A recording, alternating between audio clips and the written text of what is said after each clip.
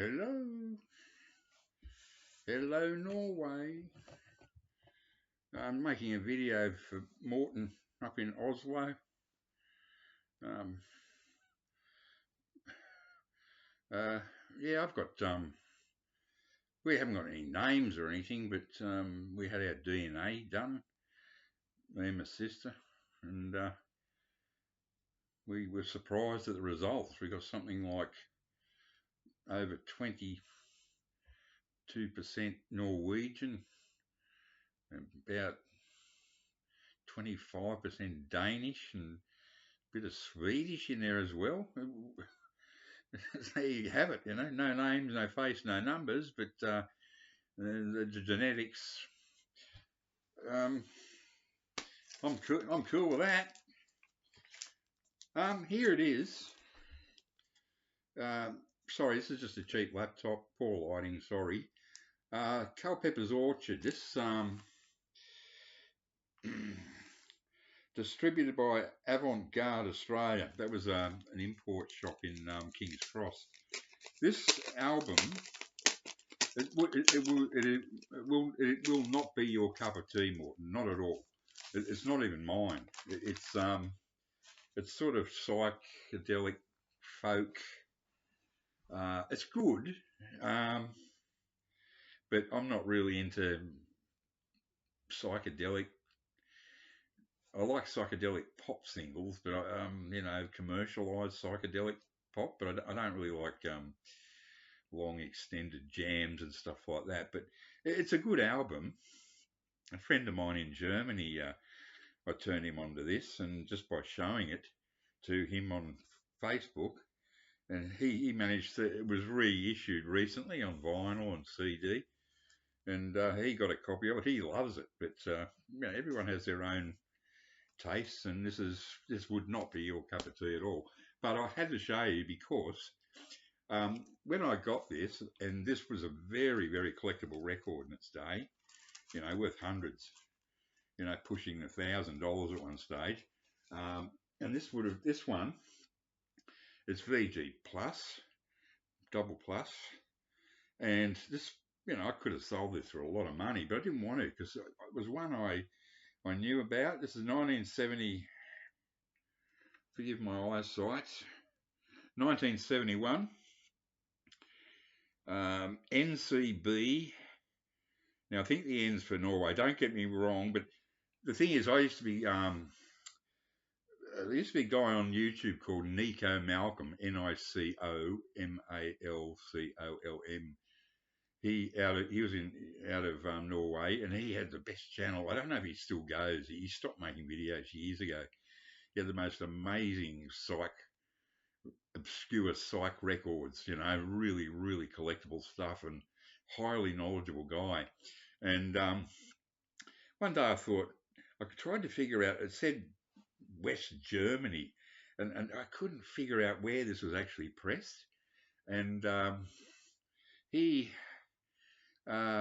set me right. I put all the numbers and things here on it, and he looked it up and said, no, what you've got there is the original. It's a Danish band, but the first pressing was pressed in Norway. So on Polydor. So yeah, I was trying to figure out. It was just hard to know if I had a proper original, and this one turns out to be the original. It's the real deal. There are two tracks I like on it, but let's just see. Is the album cover? It's very rude, actually. This is 1971. There's if you look at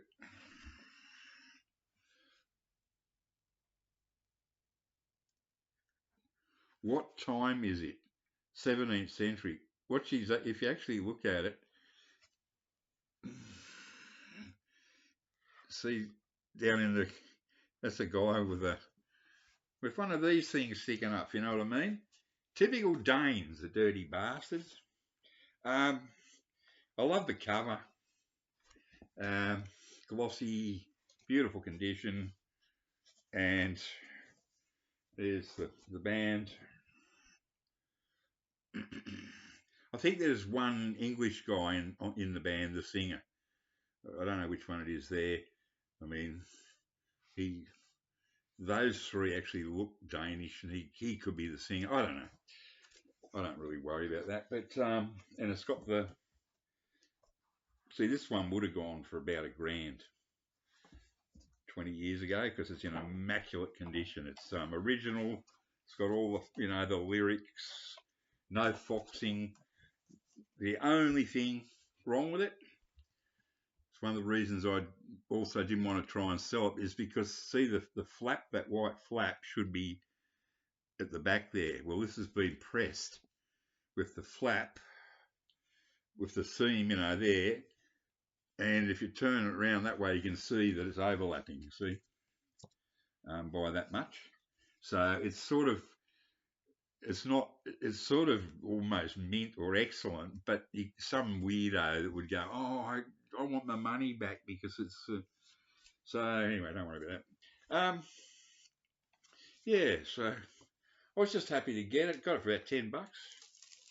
Some guy used to take records to a record fair, and he went into his crappy little shop one day, and he had them all still sitting in their crates underneath the record racks, and he wasn't there. His brother was minding the shop for him, and I found that, and I just went, I don't believe it. It's Culpepper's Orchard, and I thought, what am I going to do?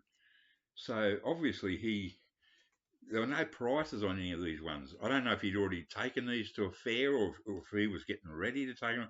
I thought I better strike while the iron's hot. So I went up to his know-nothing brother, and said, oh, look, what's this record? Do you know anything about it? And it looks pretty awful and all this sort of stuff. I said, how much do you think you'd want for this? And he'd say, $10. I said, oh, well, gee, really? It's a bit of a punt. I'll take a chance on it. What a bastard I was. Cy Nicklin, lead vocals, rhythm and acoustic guitar. I like the way they've spelt acoustic here, Acustic. They left the O out. And percussion. Niels Henriksen, lead guitar, piano, lead vocals on acoustic. They've actually got the OU in the acoustic there. Guitar, harpsichord, Michael Frith, bass, organ, flute, two-finger piano. That's funny. Percussion, Roger Barker. Now there's the pommy bastard, drums and percussion. So he's the moron in the group. He's the drummer. And Gary, good vibrations and darts. Design and layout, Bernhard Boson. Yeah, it's okay. It's sorry, this is getting on too long. I gotta go and get stuck into the red wine and have dinner. There are two really good tracks on here. Mountain Music Part 1 on side 2. That's a real sort of a psychedelic guitar piece. There's no bad tracks on here. It's just not my cup of tea. But the one I really love on side 2 is track 2, side 2, Gideon's Trap. Now, if you're a fan of Procol Harum, which my friend in Germany is a mega fan of, and I'm a big fan of Procol Harum, but I'm not over the top like he is. But I said, Matthias, listen to Gideon's Trap. It sounds exactly like Procol Harum, that whiter shade of pale period of Homburg. And actually, it's even better. And he was sold on it. He just had to get a copy of this. And he found a reissue at a record fair somewhere. And so it's worth it for me in that I can really relate to that track. This would not be your cup of tea, mate. But I just had to show you that's a genuine Norwegian pressing. So there you have it. Yeah, take care, mate. And I knew you'd get that Ram. I can tell by the way you picked it up and just, I thought he's going to get that. Oh, I'll show you. I've got one cassette. That's all I've got.